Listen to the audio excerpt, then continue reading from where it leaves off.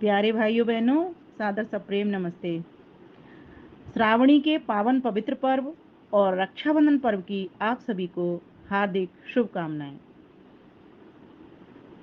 आज हम सभी मिलकर के बहन और भाई रक्षाबंधन पर्व को बहुत ही सुंदर ढंग से मना रहे हैं। थोड़ा सा मैं पीछे की ओर विचार करूं तो जो रक्षाबंधन रक्षा सूत्र बांध करके आज मनाया जा रहा है, प्राचीन काल से परमपिता परमेश्वर ने भी हम सभी को गर्भ के भीतर भी रक्षा सूत्र बांध करके पहुंचाया है। आपने देखा होगा, माता के गर्भ में जो बच्चा होता है तो वो किससे लिपटा हुआ होता है? इसी यज्ञोपवीत से लिपटा हुआ होता है। वहां जिससे कि बच्चा सुरक्षित रहे, माँ से सही पोषण ले पाए और सही विचारों को बना पाए। माँ उस बालक के और परमपिता परमेश्वर उसको एक संपूर्ण बालक बना करके धरती पर उतारे, अर्थात उसका जन्म दिलवाए। हमारे यहाँ पर हमारे शास्त्रों के अनुसार गर्भाधान संस्कार, गर्भ होने ठहरने से पहले पुंसवन संस्कार, दूसरा संस्कार जो गर्भ की स्थिति को बताने वाला संस्कार, और तीसरा संस्कार सीमंतोनयन संस्कार, जिसमें कि जो गर्भ में पल रहा शिशु है उसका सीमंतोनयन संस्कार होता है। लेकिन बात यहीं तक खत्म नहीं होती। हमारे संविधान में तो 16 संस्कारों का विधान मिलता है हमको पढ़ने के लिए कि प्रत्येक व्यक्ति को जन्म से लेकर मृत्यु पर्यंत ये 16 संस्कार करवाने अनिवार्य हैं। लेकिन क्या हम इन 16 संस्कारों में से कोई 2-4 भी करवा पा रहे हैं? तो उत्तर होगा कुछ परिवारों को ही छोड़ करके बाकी किसी परिवार में ये इतने अधिक संस्कार 16 संस्कार दिखाई देते नहीं हैं। हाँ, विवाह संस्कार और जो बालक का नामकरण संस्कार है ये तो हमें देखने को मिलता है। लेकिन इसके बाद जो मैं जिस बात को आपके समक्ष आज रखना चाह रही हूँ, उपनयन संस्कार, जो कि हमारा 16 संस्कारों में से 10वां संस्कार और महत्वपूर्ण संस्कार है, जिसको करने के पश्चात ही वेदारंभ संस्कार प्रारंभ होता है। अर्थात उपनयन, जैसा कि इस नाम में ही विदित है, उप कहते हैं समीप, नयन कहते हैं नेत्र, दृष्टि को। तो जो बालक है, पहले तो इस संस्कार को ही समझ लें। संस्कार क्या है, आखिर क्यों करवाएं संस्कार? संस्कार का अर्थ होता है संस्कारम गुणांतर इति आधानम, अर्थात संस्कार वो चीज, वस्तु का नाम है, उस क्रिया का नाम है, वस्तु नहीं क्रिया का नाम है, जो कि एक रॉ से एक सुंदर रूप किसी वस्तु का कर देती है। जैसे कि मैं उदाहरण के लिए आपको बताना चाहूंगी, जैसे एक लकड़ी है, ठीक है। अब लकड़ी का संस्कार क्या होगा? लकड़ी का संस्कार होगा कि लकड़ी को छील कर, काट कर, चमकदार बना करके उससे टेबल बनाया जाए, उससे कुर्सी बनाया जाए, है ना, उससे गुलदस्ता बनाया जाए, या लकड़ी के किवाड़ बनाए जाएं, या लकड़ी से घर बनाया जाए, या लकड़ी से फ्लोरिंग की जाए, फर्श बनाया जाए, या लकड़ी का कुछ किया जाए, उसमें कुछ क्रिया हो और ऐसी क्रिया हो जो भव्यता प्रदान करे। इसी बात से स्पष्ट हो जाता है, अगर हम भोजन संबंधी बात कहना चाहें, इसको भोजन के संबंध में इस संस्कार को कैसे समझेंगे, तो इसका तात्पर्य ये है, जिस प्रकार से हम दाल बनाते हैं और जब तक वो संस्कारित नहीं है, जब तक कि उसमें हींग जीरे का बघार नहीं लग जाता, छोंक नहीं लग जाता, जैसे ही उसमें हींग जीरे का बघार लग जाता है तो सोचो वो संस्कार बन जाता है। और संस्कारित तो जब वो दाल हो जाती है तो एक सुंदर रूप ले लेती है, उत्तम स्वास्थ्य के लिए वो हितवर्धक बन जाती है। इसी प्रकार से जब किसी बालक का ये उपनयन संस्कार जब हो जाता है, उसको उपनयन के बहुत सारे नाम है। उपनयन संस्कार करते हैं तो उसको कहते हैं यज्ञोपवीत पहनाना, जनेऊ पहनाना, है ना, उपनयन संस्कार कराना, बहुत सारे नामों से इसको कहा जाता है। सभी के मीनिंग है, अलग अलग है। जनेऊ एक सामान्य सादा भाषा है, जैसे यज्ञोपवीत है एक शास्त्रीय भाषा है। अर्थात ऐसे यज्ञ को धारण कर लेना, ऐसे परोपकार के कार्यों को धारण कर लेना, ऐसे परोपकार के कार्यों की समीपता ग्रहण कर लेना जिनसे कि अपना और समाज का, राष्ट्र का कल्याण होता हो। क्या समीपता? तो वहां पर कहा यज्ञोपवीत के 3 तार देते हैं संदेश अपार। ये जो रक्षा सूत्र आज चल रहा है वो यज्ञोपवीत का ही आज आधुनिक भाषा में ये रक्षा सूत्र बन करके रह गया है। क्योंकि बहुत काल ऐसे आते हैं जब अनार्यत्व तो ज्यादा बढ़ जाता है तब हमारी जो संस्कृति की, हमारे देश की जो संस्कृति है, हमारे देश की जो सभ्यता है, हमारे देश का जो सदाचार है, उस पर वार होता चलता है। और ऐसा वार होता है, अभी महाभारत काल के पश्चात ऐसा वार हुआ कि हमारी चोटियों को काट दिया गया, हमारे यज्ञोपवीतों को काट दिया गया, अर्थात जनेऊ को काट दिया गया और हमको संस्कृति विहीन कर दिया गया। और शायद मैं समझती हूँ उसी का ही हम परिणाम आज भोग रहे हैं कि हम सांस्कृतिक रूप से परतंत्र हैं, स्वतंत्र नहीं हैं। क्योंकि जो यज्ञोपवीत के जो 3 तार हैं वो हमको संदेश क्या देते हैं? वो हमको संदेश देते हैं कि ऋषि ऋण से उर्ऋण हो जाओ, देव ऋण से उर्ऋण हो जाओ और पितृ ऋण से उर्ऋण हो जाओ। अब ये ऋषि ऋण क्या है? जिन ऋषियों से हमने ज्ञान विज्ञान को प्राप्त किया, उन ऋषि महर्षियों के काम को ज्ञान विज्ञान लेकर के, अर्थात स्वाध्याय करते हुए और आगे आगे बढ़ा देना प्रवचन के माध्यम से, अपने आदर्शों के माध्यम से, प्रेरणा के माध्यम से, प्रेरणा छोड़ते हुए, तब व्यक्ति ऋषि ऋण से उऋण होता है। जब वेद विद्या अगर इस बात को धारण करेगा, क्योंकि यज्ञोपवीत जो बना हुआ होता है, जो जनेऊ बना हुआ आता है, जिसको सामान्य भाषा में जनेऊ कहते हैं। क्यों कहते हैं? क्योंकि जनेऊ का अर्थ ही होता है कि जो जन्म दे देता है।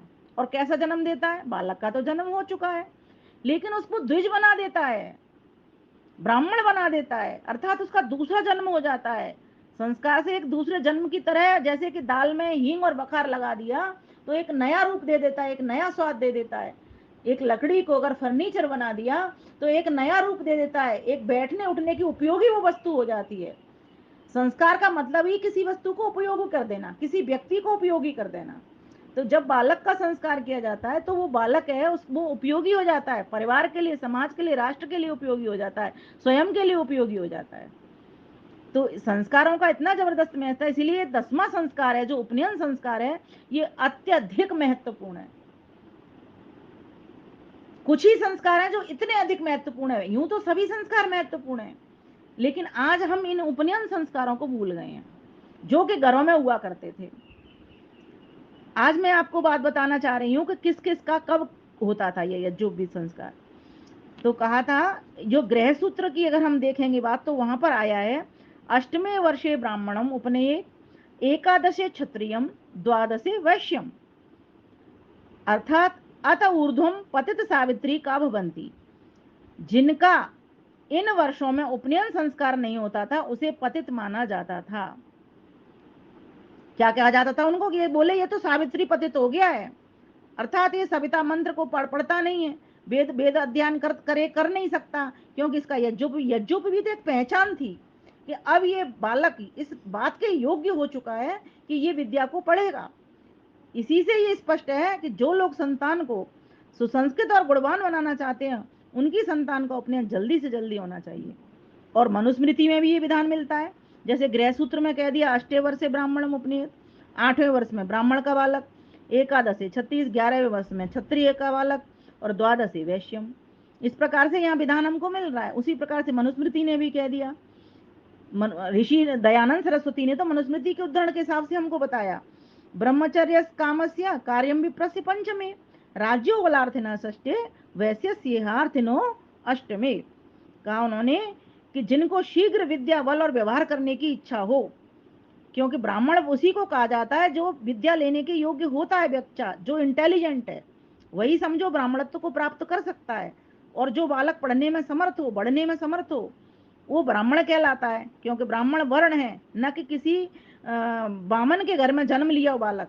तो कहा कि ऐसे बालक जो बहुत ही कुशाग्र बुद्धि के होते हैं, ऐसे बच्चों को कितने वर्ष में उपनयन संस्कार कर देना चाहिए। तो वहां पर वो लिखते हैं कि जो विद्या वाला व्यवहार करने की इच्छा वाले बालक हों, बढ़ने में समर्थ हों, उनका तो जन्म, मतलब जब जन्म हुआ हो तब, और गर्भ से 5वें में उसका उपनयन संस्कार कर देना चाहिए। और क्षत्रिय के लड़के का जन्म या गर्भ से 6ठे साल में कर देना चाहिए। और वैश्य के लड़के का जिस दिन जन्म हो, जैसे 7 दिन है, सोमवार, मंगल, बुध, बृहस्पतिवार, ऐसे वार देख लें, और 8वें वर्ष में यज्ञोपवीत कर देना चाहिए। अब आपका प्रश्न हो सकता है कि ब्राह्मण का, क्षत्रिय का, वैश्य का, इनका अलग अलग समय क्यों लिखा?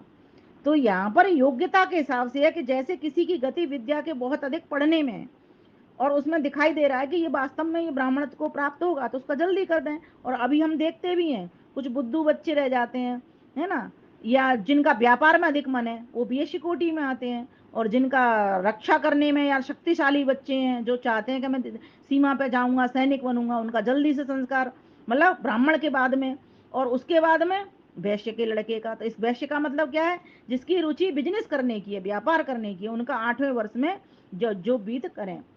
अब यहाँ पर ये चीज कैसे पता चलती है, ये माँ बाप को बच्चे के नेचर से पता चलती है कि बच्चे में विद्या की तरफ ललक जा रही है या घर के कामों में ललक जा रही है, कहाँ जा रही है। बच्चे का स्वभाव बचपन से ही माता पिता को पता चल जाता है। उस हिसाब से यहाँ पर कहा गया है कि ब्राह्मण, क्षत्रिय और वैश्य, और यहाँ पर कहीं शूद्र का नाम नहीं आ रहा। इसका मतलब ये नहीं है कि वो शूद्र व्यक्ति नहीं है, या शूद्र के लिए क्यों नहीं लिखा। शूद्र का अर्थ वो महर्षि आनंद का ये कथन है कि जिसको पढ़ाने से भी विद्या नहीं आए, जिसको पढ़ाने से विद्या नहीं आनी तो उसने तो सेवा कार्य करना है। जब सेवा कार्य करना है उसने तो उसका यज्ञोपवीत करने का लाभ क्या। तो यज्ञोपवीत करना एक पहचान भी हो जाती थी कि ये बालक ये क्षेत्र में जाएंगे और इस तरह से काम करेंगे, इतने इतने वर्ष में इनके कार्य हो रहे हैं, अर्थात उपनयन संस्कार इतने इतने वर्ष में हो रहे हैं। उससे समाज भी पहचानता था कि ये ब्राह्मण का बच्चा है, ये क्षत्रिय का बच्चा है, वैसे का, बिना कहे ही मौन तरीके से ही उसका पता चल जाया करता था। तो यज्ञोपवीत उपनयन संस्कार का तो इतना महत्व है कि यज्ञोपवीत अगर संस्कार नहीं होता तो उनका विवाह से पहले, थोड़ा सा अभी आजकल भी आप देख रहे हो, एक यज्ञोपवीत पंडित जी पहना देते हैं विवाह से पहले, और विवाह में भी आजकल प्रक्रिया करने में ये देखा जाता है हमको, क्योंकि यज्ञोपवीत धारण करना बहुत ज्यादा आवश्यक था। क्योंकि यज्ञोपवीत संस्कार करने करके ही उसका पता चलता था कि ये कुछ विद्या पढ़ा हुआ है। जब तक विद्या नहीं पढ़ेगा तब तक गृहस्थ में भी कोई व्यक्ति प्रवेश करेगा तो वो गृहस्थ को भी सफल नहीं कर पाएगा। हमारे शास्त्रों में तो यहाँ तक विधान लगा है, लिखा हुआ है कि अगर एक विद्या, ज्यादा नहीं तो एक वेद तो पढ़ा हुआ वो हो, तब वो गृहस्थ के भीतर प्रवेश करे, गृहस्थ आश्रम में। इसीलिए महर्षि दयानंद सरस्वती ने बड़ा भारी चिंतन किया और हमारे समक्ष प्रमाण सहित का तो गृह सूत्र के बारे से के द्वारा भी बताया हमको, मनुस्मृति के द्वारा भी बताया, और कहा उन्होंने जन्म ना जाए थे शूद्र, सभी जन्म से तो सभी शूद्र पैदा होते हैं, एक कोई जाति विशेष शूद्र नहीं होती। फिर उनको बनाया जाता है कैसे, संस्कारात द्विज उच्चते, संस्कार करके उनको द्विज बनाया जाता है, उनका दूसरा जन्म किया जाता है। और द्विज आपने देखा है किसको कहते हैं, जो कबूतर आदि होते हैं, पक्षी। क्यों कहते हैं, क्योंकि एक बार तो वो जन्म निकल जाता है उनका अंडा उनके गर्भ से, फिर उसके बाद वो उस अंडे को सेती है, वो उसका संस्कार कर रही होती है, उस बच्चे को निकाल रही होती है।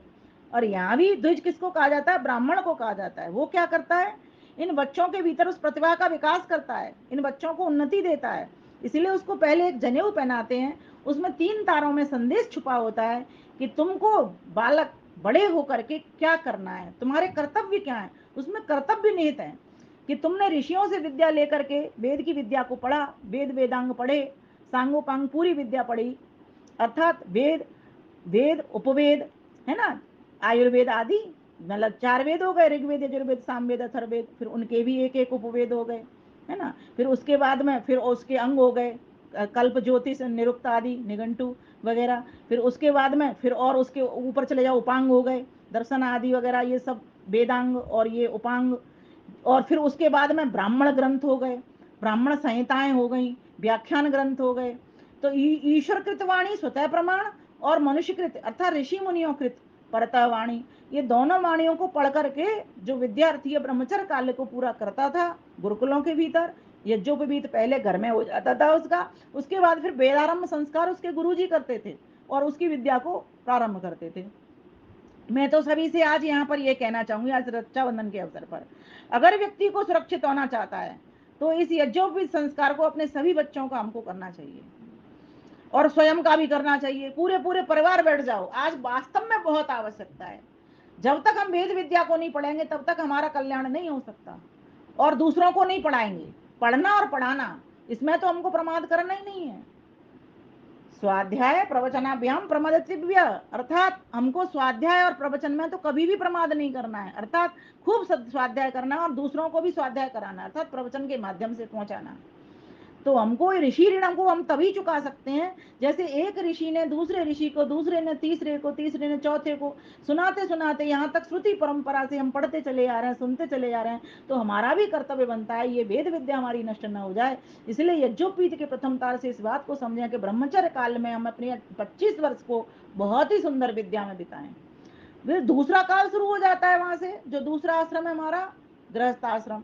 अब गृहस्थ आश्रम में क्या करना है, गृहस्थ आश्रम के अंतर्गत जो विद्या पढ़ी है उसके द्वारा अपने गृहस्थ आश्रम से पितृ ऋण को चुकाना होता है। तो जो दूसरा तारा है यज्ञोपवीत का, वो हमको ये संदेश दे रहा है कि तुम्हारे माता पिता से तुम्हारा जन्म हुआ, उन्होंने तुमको बहुत कुछ दिया, अब तुम्हारा कर्तव्य बनता है तुमको भी उत्तम संतान बना करके देनी है, समाज राष्ट्र की उपयोगी संतान बनानी है, जिससे कि राष्ट्र का नाम हो, राष्ट्र का कल्याण हो, राष्ट्र की सुरक्षा हो। जो काम तुम्हारे माता पिता ने तुम्हारे लिए सुरक्षा के हेतु किया, तुम्हारे परिवार समाज राष्ट्र के लिए, वो काम अब तुमको अपनी संतान के द्वारा आगे करना है। तो ये पिता के काम को आगे बढ़ाना हो गया। जैसे पहले ऋषि के ब्रह्मचर्य काल में ऋषि के काम को आगे बढ़ाने की बात हो जाती है, वहीं पितृ ऋण से उऋण होने के लिए हमें पिता के काम को आगे बढ़ाने की बात हो जाती है। वहीं अब गृहस्थाश्रम से अब हम वानप्रस्थ आश्रम की ओर जा रहे हैं, तो वहां पर क्या करना होगा, वहां पर जो पिता से आपने शिक्षा ली, जो पाया, उत्तम संस्कार पाए, उत्तम विद्या पाई, उत्तम आपने धन संपत्ति वैभव पाया, है ना, वही आपने अपने संतान को परोसी। अब आप जब बुजुर्ग हो गए, अर्थात 50 वर्ष आपने पार कर लिए गृहस्थ में, जब बेटे के भी बेटा हो गया, उसके बाद जब वानप्रस्थ आश्रम में जा रहे हो, तो तीसरा ऋण इसके लिए वो क्या समझाता है, वो कहता है कि तीसरे ऋण को चुकाने के लिए आपको देवता बनना पड़ेगा, और देवता बनने के लिए आपको गृहस्थ आश्रम से वानप्रस्थ आश्रम की ओर बढ़ना पड़ेगा। देवता सिर्फ देने के लिए होते हैं, तो वहां दिव्यता को पहुंचाना है, आगे आगे बढ़ाना है। तो ब्रह्मचर्य से गृहस्थ, गृहस्थ से वानप्रस्थ, ये तीनों की ओर बढ़ने की श्रेणी है। और फिर जब तीन काम पूर्ण हो जाते हैं, ये तीन ही संदेश है इसमें यज्ञोपवीत में। अब आप कहोगे संन्यास आश्रम की बात नहीं है, तो संन्यास आश्रम के लिए कहा है, उनको तो यज्ञोपवीत पहनना नहीं है। जैसे ये तीन काल पूरे हो जाते हैं, तीन काम व्यक्ति कर लेता है, तीन आश्रम में प्रवेश कर लेता है, और तीनों आश्रमों को बखूबी निभा लेता है, अर्थात अपने कल्याण के साथ, अपने परिवार के कल्याण के साथ, क्योंकि अपना कल्याण ब्रह्मचर्य आश्रम से हो गया, परिवार का कल्याण गृहस्थ आश्रम से हो गया, और समाज का कल्याण वानप्रस्थ आश्रम से हो गया। लेकिन पूरे विश्व भ्रमण करना है, परिव्राजक बनना है, उसके लिए अब आपको यज्ञोपवीत की आवश्यकता नहीं है। अब आप उसको डाल दीजिए अग्नि में, ओम दीजिए यज्ञोपवीत को। सन्यासी को आवश्यकता नहीं, क्योंकि सन्यासी के लिए अपने लिए अब कुछ करना नहीं रह गया, ना अपने लिए, ना परिवार के लिए, और ना सिर्फ समाज के लिए। सिर्फ समाज के लिए, समाज के लिए तो है लेकिन सिर्फ समाज के लिए। अब तो उसके लिए पूरा विश्व ही अपना घर हो जाता है, वसुधैव कुटुंबकम की भावना उसकी आ जानी चाहिए। तो कहा कि उसके लिए फिर आवश्यकता नहीं कि वो यज्ञोपवीत को जानो। तीन तारों में तीन संदेश ये जबरदस्त छुपे हुए हैं। तो आज के इस वीडियो में मैं आपको यही बताना चाह रही थी कि उपनयन की। अब एक प्रश्न और आता है, क्या ये बेटियों को नहीं करना चाहिए, बेटों को ही करना चाहिए? तो इसमें भी हमें बहुत सारे प्रमाण मिलते हैं कि बेटियों को भी करना चाहिए, क्योंकि बेटियां भी तो ईश्वर की पुत्रियां हैं, सिर्फ बेटे ही ईश्वर के पुत्र नहीं हैं, और बेटियां भी तो विद्या की अधिकारी हैं। जब परमात्मा की दोनों ही संतान है, तो सिर्फ बेटे पढ़ेंगे, सिर्फ बेटे कल्याण करेंगे? ध्यान रखना, गृहस्थ आश्रम दो पहियों पर चलता है, बेटे और बेटी, पुत्र और पुत्र वधु। अगर ये दोनों की दोनों बिना पढ़े होंगे, या एक में से पुत्र पढ़ जाएगा, पुत्र वधु नहीं पढ़ी होगी, तो वो परिवार को ठीक प्रकार से नहीं चला, बैलेंस बिल्कुल डगमगा जाएगा। एक पग ऊपर होगा, एक पग नीचे होगा। और दोनों पढ़े लिखे होंगे, समझदार होंगे, संस्कारित होंगे। मैं तीन चीजें साथ साथ बोला करती हूँ इसीलिए, क्योंकि आज पढ़े लिखे तो बहुत हैं, विद्या को, ऊपर वाली भौतिक विद्या को तो बहुत ग्रहण कर रहे हैं, लेकिन जो आध्यात्मिक विद्या है उसके लिए जीरो है। उसी के लिए तो वेद का पढ़ना था, उसी के लिए तो ऋषि ऋण चुकाना था हमको, और पितृ ऋण चुकाने के लिए हम गृहस्थ में प्रवेश किया। और गृहस्थ में प्रवेश करके भी अगर पति पत्नी दोनों ही इस तरह के हुए, अनाड़ी हुए, अनार्य हुए, और विद्या से रहित रहे, तो बताओ गृहस्थ कैसे चलेगा?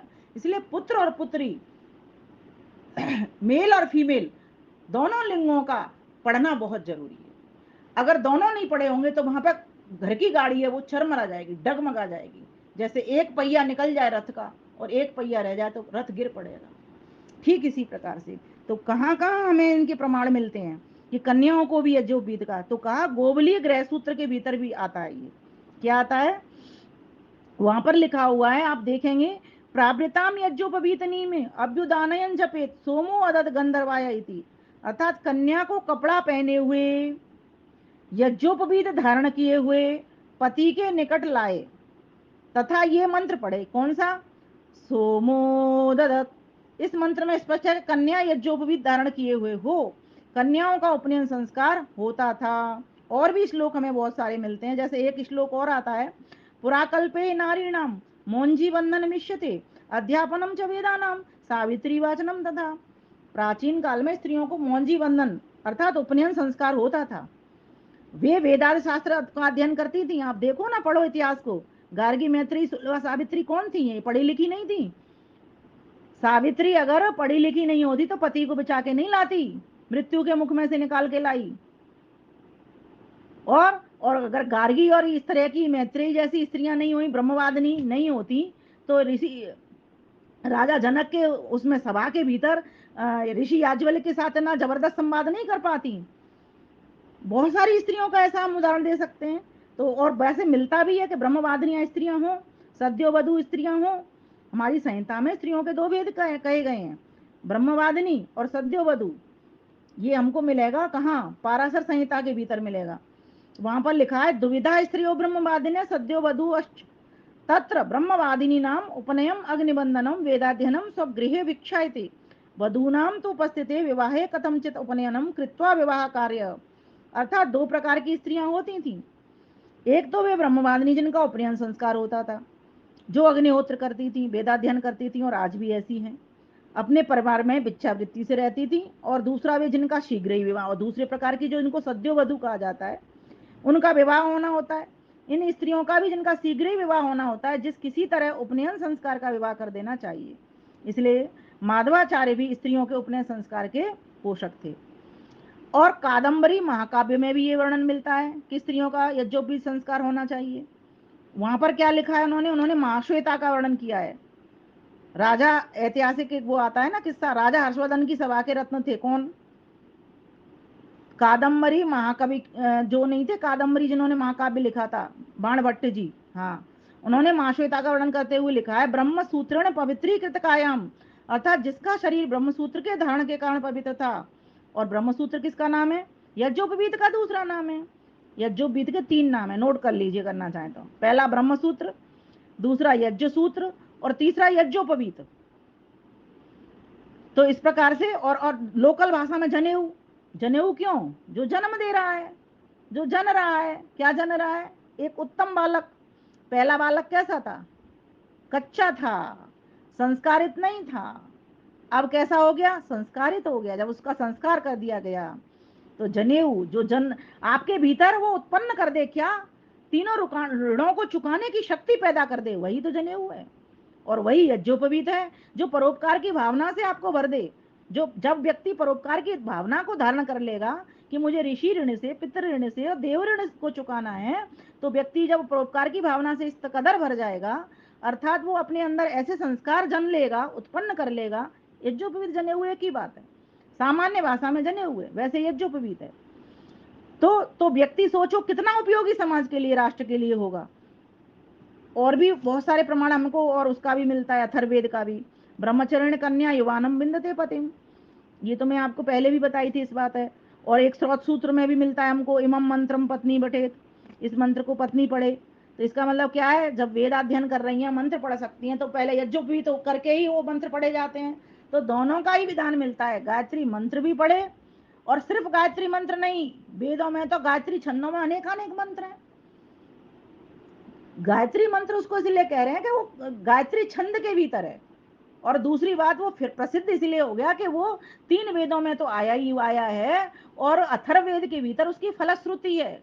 उसको बताया गया है कि तुम अगर गायत्री मंत्र पढ़ोगे तो तुम्हें कितनी सारी चीजें मिलेंगी। आता है ना मंत्र, स्तुता वया वरदा वेद माता प्रचोदयंताम पावमानी दुजानाम आयु प्राणम प्रजाम पशुम कीर्तिम द्रविणम ब्रह्मवर्चसम मह्यम दत्वा ब्रजत ब्रह्मलोकम। इसीलिए तो हमारे देश में तो ये तो सुलभा का देश है, और सावित्री का देश है, और गार्गी का देश है। ऐसे देश में और मंडन मिश्र की पत्नी के बारे में मिलता ही है कि कितना बड़ा जबरदस्त उसका शास्त्रार्थ हुआ था। तो इस प्रकार से शंकराचार्य जी के साथ शास्त्रार्थ उन्होंने किया, ये हमें पता मिल रहा है। और भी बहुत सारे अगर हम ध्यान करेंगे तो मिलेंगे, जिसमें बहुत सारी स्त्रियों के बारे में पता हमको चल रहा है। तो और इसके बारे में, गार्गी के बारे में तो एक कथा भी है, वो मैं आपको बताती हूँ। उसमें ये लिखा है कि राजा जनक ने ये जानने के लिए कि उस समय का सबसे बड़ा विद्वान कौन है, एक सभा बुला ली थी। 1000 गऊओं को जिनके सींग मतलब सोने से मड़े हुए हों, एक जगह उनको खड़ा कर दिया और ये घोषणा करती कि जो सबसे अधिक विद्वान हो वो इन गऊओं को हाँक ले जाए, मतलब ले जाए जो विद्वान हो। तो ऋषि याज्ञवल्क्य ने अपने एक शिष्य को गऊ हाँक ले जाने का आदेश दे दिया कि भाई उसे अपने शिष्य के ऊपर गर्व था। तो उस समय गार्गी क्या करती है देखो, गार्गी वाचक नवी ने बड़ी सभा में खड़े होकर के याज्ञवल्क्य की विद्वता की परीक्षा लेने के लिए बहुत से प्रश्न कर डाले। गार्गी को देखो, गार्गी के इस व्यवहार से जहां उसकी विद्वता तथा साहस का प्रमाण मिला, वहां यह भी सिद्ध हो गया कि उस समय वेद का अगाध ज्ञान रखने वाली स्त्रियां समाज में मौजूद थीं। इतना ही नहीं, वेदों का ज्ञान रखने वाले जानते हैं कि वेद मंत्रों को अर्थों को स्पष्ट करने के लिए ऋषि कहा जाता है, दृष्टा। दृष्टा किसको कहते हैं, ऋषि किसको कहते हैं, ऋषि मंत्र दृष्टा रहा। भिन्न भिन्न मंत्रों के अर्थ भिन्न भिन्न ऋषियों ने इस प्रकार से दृष्टा बन करके ही बोले हैं। इसलिए हमारे देश में जहाँ ऋषि हुए हैं वहाँ ऋषिकाएं भी हुई हैं स्त्रियां, जैसे लोपामुद्रा, विश्ववारा, एक घोषा हो गई, रोमशा, ये मंत्रों के दृष्टा मिलती हैं। आप वेद उठाओगे तब तो पता लगा। श्रद्धा, श्रद्धा नाम से हमने मंत्र पढ़े हैं कि श्रद्धा ने वो किया, साक्षात किया इस मंत्र को। मंत्र के ऊपर हमेशा ऋषि लिखा रहता है और ऋषि के साथ साथ ऋषिकाएं भी हुई, तो उनके नाम भी लिखे हुए हैं कि ये किसने किया, बोले श्रद्धा सूक्त है, ऐसे लिखा मिल जाएगा आपको। यमी ने किया, यमी सूत्र है ना। घोषा ने किया, घोषा सूक्त है। ये पूरे सूक्त मतलब कुछ मंत्रों का गुच्छा, 4 हो सकते हैं, 5 हो सकते हैं, ये अलग अलग तरह से।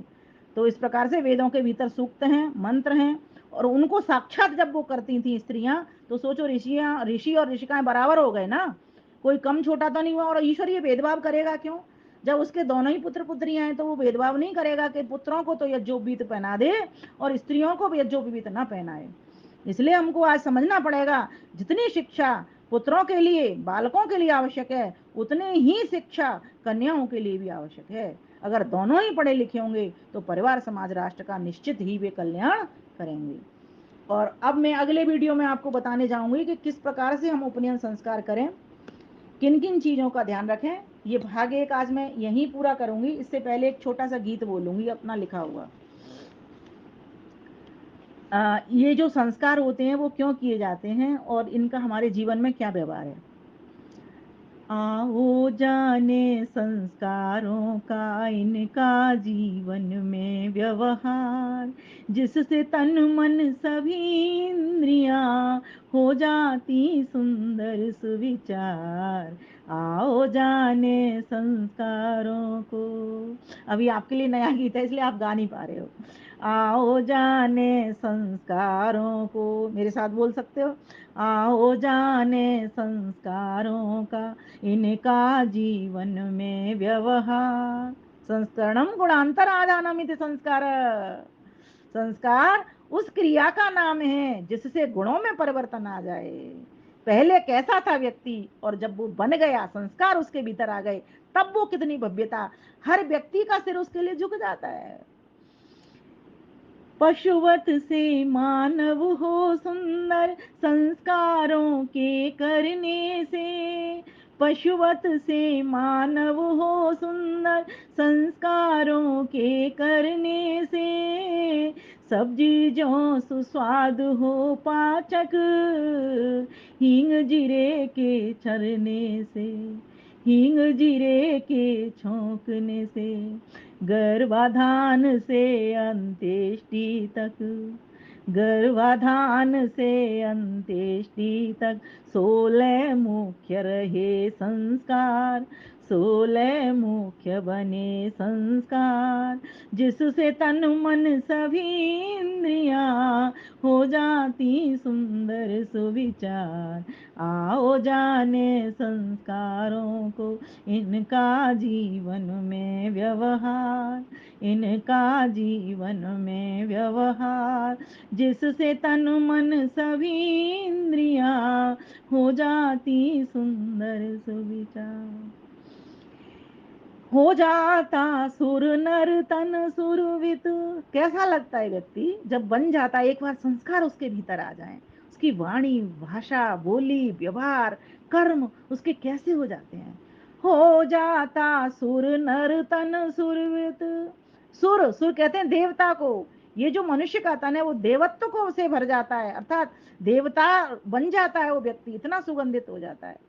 हो जाता सुर नर तन सुरवित, जीवन शुद्ध स्वच्छ परिकार, जीवन शुद्ध स्वच्छ परिष्कार, याजिक धार्मिक वैदिक विमल वन, चारों ओर सुख पहुंचाता।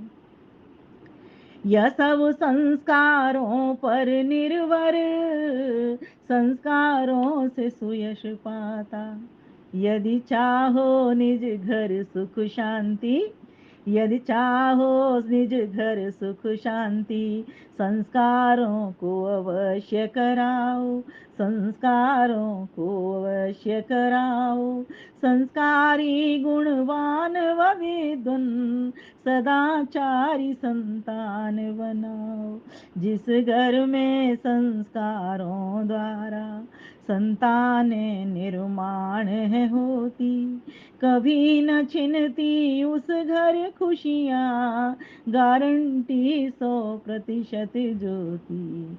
आओ जाने संस्कारों को, इनका जीवन में व्यवहार, जिससे तन मन सभी इंद्रियां हो जाती सुंदर सुविचार। आओ जाने संस्कारों को, आए जाने, आओ जाने संस्कारों को, इनका जीवन में व्यवहार, जिससे तन मन सभी इंद्रियां हो जाती सुंदर सुविचार।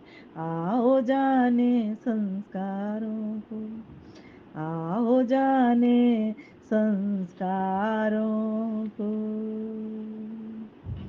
इसीलिए मैं आप सभी से कहना चाहूंगी, ये जो आज मैंने उपनयन संस्कार की बात की है, इस 10वें संस्कार को, 16 संस्कारों में से 10वां संस्कार बहुत अधिक महत्वपूर्ण है। जैसे मैं सभी को कहती हूँ गर्भाधान संस्कार महत्वपूर्ण है और गर्भ के भीतर के संस्कार महत्वपूर्ण है, उसके बाद में ठीक है नामकरण भी महत्वपूर्ण है, नाम भी बच्चे का सार्थक हो, निष्क्रमण भी अच्छा जरूरतमंद है, चोटी का भी, चूड़ा कर्म भी, मुंडन संस्कार जिसे कहते हैं वो भी महत्वपूर्ण है। लेकिन ये बहुत अधिक महत्वपूर्ण है कि उपनयन संस्कार, क्योंकि विद्या बिना तो व्यक्ति निरामूर्ख है।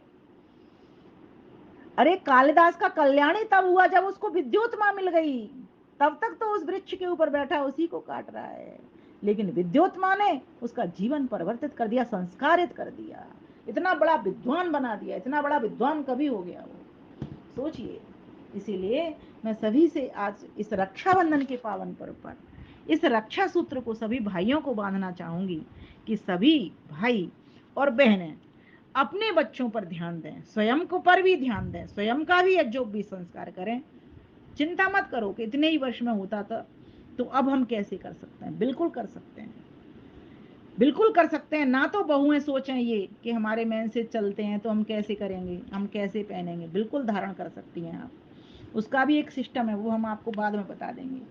आप धारण करें, बेटियां धारण करें, बहुएं धारण करें, सासें धारण करें, देवरानी जिठानियां धारण करें, और सभी पुरुष वर्ग में भी पुत्र धारण करे, पिता धारण करे, पति धारण करे, देवर जेठ धारण करें, सब धारण करें। जिस घर में ये यज्ञोपवीत संस्कार, जनेऊ संस्कार, उपनयन संस्कार होता है, वे ही वेद विद्या को पढ़कर, वेद वेदांगों को पढ़ करके अपने जीवन का, समाज जीवन का, राष्ट्र जीवन का निर्माण करते हुए वसुदैव कुटुंबकम की भावना से सर्वत्र विचरते हैं, और वे ही लोग सही मायने में अपने मनुष्य के तन को सफल कर पाते हैं। आज हमारे यज्ञोपवीत हट गए, आज हमारी चोटियां कट गईं, इसीलिए शायद हमको ये सांस्कृतिक जो आज़ादी थी वो हमसे दूर होती चली गई। आवश्यकता है हमें सांस्कृतिक आज़ादी भी मिले, इसके लिए हम सभी मूल की ओर लौटें, वेदों की ओर लौटें, वेदानुकूल ग्रंथों, गृह सूत्र, मनुस्मृति आदि जो महर्षि दयानंद सरस्वती ने हमारे समक्ष रखे, हमको नए ढंग से बताया, तरीके से बताया, उनके अमर ग्रंथ सत्यार्थ प्रकाश के भीतर ये सारी बातें आपको मिल जाएंगी। उन्होंने बहुत सारी पुस्तकें बनाई, संस्कार विधि आदि, वहाँ पर भी आपको संस्कारों की पूरी 16 संस्कारों की जानकारी मिल जाएगी। लेकिन मैं सरल शब्दों में आप तक, जन सामान्य तक ये बात पहुँचाना चाहती थी कि उपनयन संस्कार विशेषकर आज श्रावणी उपाकर्म के अवसर पर कितना अधिक महत्वपूर्ण है। ये तो श्रावणी तो आया ही श्रुति का श्रवण कराने के लिए। श्रुति का श्रवण करें और श्रावण कराएं, अर्थात सच में जो व्यक्ति श्रवण करते हुए औरों को भी श्रावण श्रुति को कराता है, वेद को कराता है, वही जीवन को अपने को भी धन्य कर जाता है और अन्यों को भी धन्य बना देता है। तो आप सभी के लिए एक बार पुनः इस श्रावणी के पावन पवित्र पर्व उपाकर्म पर और रक्षाबंधन पर्व की आप सभी को बहुत बहुत शुभकामनाएं। आज हम इस रक्षाबंधन को इस तरह से लेंगे कि हम एक दूसरे की परस्पर किसी भी वर्ण में हों, किसी भी आश्रम में हों, किसी भी क्षेत्र में काम कर रहे हों, रक्षा करने वाले बने, एक दूसरे के परस्पर रक्षक बने, तभी जाकर के मैं कह पाऊंगी कि सही मायने में हम रक्षाबंधन पर्व मना रहे हैं, श्रावणी उपाकर्म। क्योंकि श्रावणी उपाकर्म हमारी रक्षा होगी ही रक्षा सूत्रों से, और वे रक्षा सूत्र वेद के सूत्र हैं, वे रक्षा सूत्र दर्शन के सूत्र हैं, वे रक्षा सूत्र ब्राह्मण ग्रंथों के सूत्र हैं। तो ईश्वर ने स्वयं हमको वेद का ज्ञान दिया, रक्षा सूत्र बांध करके भेजा, ऋषियों ने उसको आत्मसात किया, दर्शनों के रूप में, उपनिषदों के रूप में हम तक पहुंचाया और देवता बनने के लिए हमको कहा। इसीलिए हम अगर चाहते हैं कि अपने जीवन का कल्याण करें तो इस यज्ञोपवीत संस्कार को अवश्य ही ग्रहण करें और अन्यों तक इस ग्रहण करवा दें। आप सभी का बहुत बहुत धन्यवाद इतने धैर्यपूर्वक श्रद्धापूर्वक श्रवण करने के लिए। पुनः एक बार फिर आपको बहुत बहुत शुभकामनाएं, लख लख बधाइयाँ। नमस्ते जी।